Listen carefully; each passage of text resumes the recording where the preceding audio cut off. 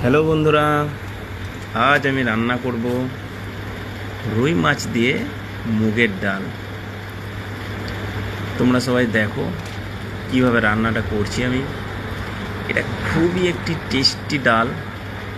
এই ডাল রান্নাটা দিয়ে খুব খুব টেস্টিভাবে ভাত খাওয়া যাবে। এটা আমার খুবই প্রিয় ডাল। এভাবে আমি রান্না করি এই রুই মাছ দিয়ে ডালটা।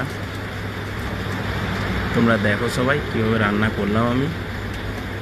তোমরা এভাবে ট্রাই করে দেখতে পারো, খুবই সুস্বাদু হয় ডালটা। সত্যি বলছি, একবার খেলে ডালের প্রেমে পড়ে যাবে তোমরা।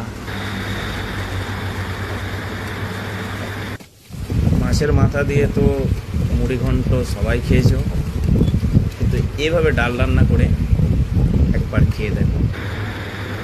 ব্যাস হয়ে গেছে, রান্না রেডি। দেখতেই পাচ্ছ কীরকম হয়েছে। একবারে রেডি হয়ে গেছে রান্না।